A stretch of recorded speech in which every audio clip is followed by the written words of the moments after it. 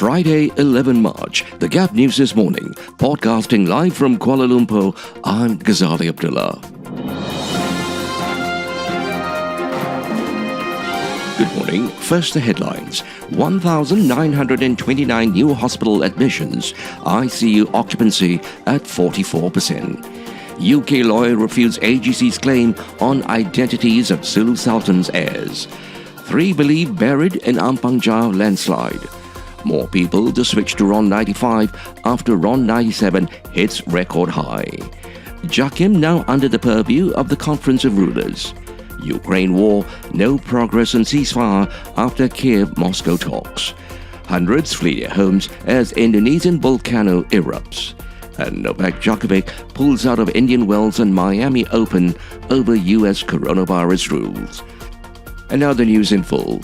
There were 1,929 new hospital admissions involving COVID-19 cases Wednesday, the Health Ministry said. Of this, 1,195 cases were in Category 1 and 2, and 734 in Category 3, 4 and 5. Sabah had the highest number of new admissions with 1,682 cases, followed by Johor 1,616 and Kedah 1,208. A total of 26,653 patients were discharged Wednesday.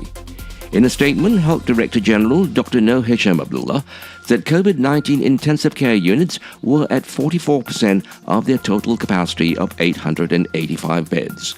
A total of 225 patients required respiratory assistance, with ventilators being used at 25% of their maximum capacity.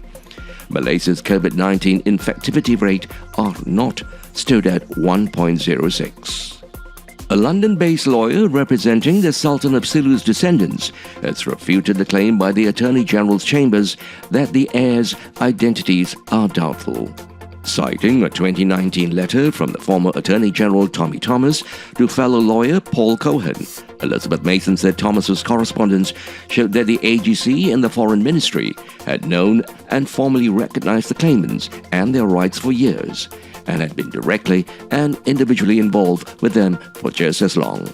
Last week's statement from the current Attorney General that their identities are doubtful is deeply misleading to his audiences, Mason told Free Malaysia Today. The Malaysian government knows the claimants well, knows that they peacefully engage with Malaysia, and that they are totally distinct from the pretenders who have violently confronted Malaysian sovereignty. The AGC was responding to reports that the government had been instructed by a French arbitration court to pay at least 62.59 billion ringgit or US $14.92 billion to the descendants of the lost Sulu Sultan. At least 3 people are believed to have been buried in a landslide at Taman Bukit Permai near Ampang Jaya Thursday afternoon. The Selangor Fire and Rescue Department told Free Malaysia Today that 15 houses and 10 vehicles were involved in the incident that occurred at 5:30 p.m. Fire and Rescue Department personnel arrived at the scene at 6 p.m. According to witnesses, there were victims involved. The department said that based on preliminary information, 3 victims were believed to have been buried. The body of the first victim was brought out from the rubble at 6:58 p.m. 2 houses were reported to have been badly damaged, while the others were partially affected. Petrol station owners are expecting more people to switch to the RON 95 fuel after the increase in the price of crude oil saw the higher-grade RON 97 reach a record high of 3 ringgit 75 cent a litre. However, Petrol Dealers Association of Malaysia President Hairul Anwar Abdul Aziz said there was no shortage of RON 95 petrol at the moment despite the huge price gap with RON 97.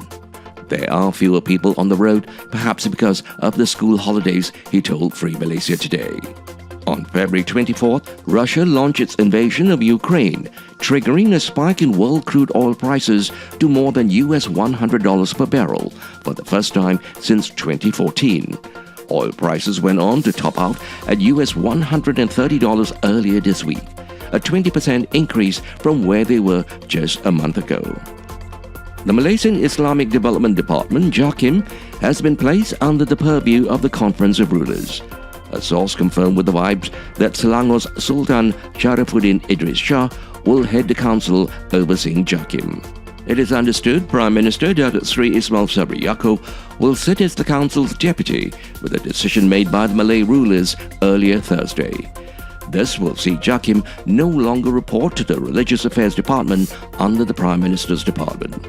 According to sources, the decision was made to streamline the administration of Islamic rules and principles and to shield the agency from being used as a political tool.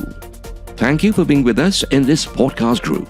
You are listening to The Gap News, coming to you from Kuala Lumpur with reports from Free Malaysia Today, The Vibes and the BBC World Service. The Gap News is also available on the internet news portal Melaka Hari Ini. More to come, news from the international front. A first round of talks between the foreign ministers of Russia and Ukraine has failed to yield progress on a ceasefire, Ukraine says. Speaking after the meeting in Turkey, Dmytro Kuleba said that the demands his Russian counterpart Sergei Lavrov had made amounted to a surrender. Mr. Lavrov meanwhile said his country's military operation was going to plan. The talks come after Russia bombed a children's hospital, which Ukraine said was a war crime. Officials say 3 people, including a child, died in the attack in the southeastern city of Mariupol. Russia launched a full-scale invasion of Ukraine 2 weeks ago, and more than 2.3 million people have since fled the country. Indonesia's Mount Merapi unleashed a torrent of hot clouds, turning the sky a fiery red as molten lava flowed down its slopes Thursday, with the eruption forcing over 250 people to flee their homes, authorities said.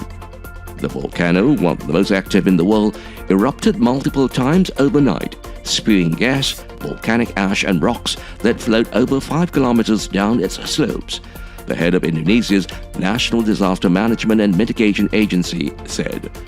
Residents have been told to steer clear of an area spanning a 7-kilometer radius surrounding Merapi's crater, over warnings of lava and airborne volcanic material, Abdul Muhari added. Hot clouds and smoke from the eruption blotted out the sky in parts of the densely populated Java Island, near Indonesia's cultural capital, Yogyakarta. And now for some sports news. Novak Djokovic has withdrawn from Indian Wells and the Miami Open, the first 2 Master Series events of the year, because of US coronavirus rules. Regulations require any non-US citizen to have a COVID vaccination before entering the country. Serb Djokovic told the BBC last month that he had not been vaccinated. The 20-time Grand Slam winner was included in the draw for both events, but has since posted on Twitter that he knew it was unlikely he could travel. To end the bulletin, here are the headlines again. 1,929 new hospital admissions, ICU occupancy at 44%. UK lawyer refutes AGC's claim on identities of Sulu Sultan's heirs. 3 people believed buried in Ampang Jaya landslide.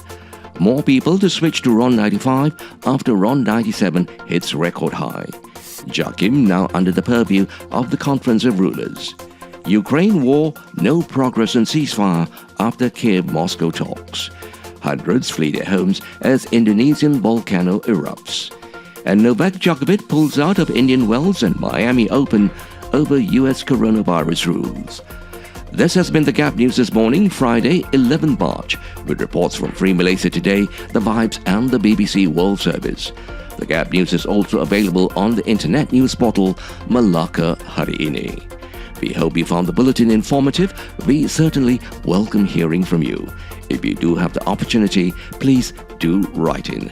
We would certainly love to hear from you.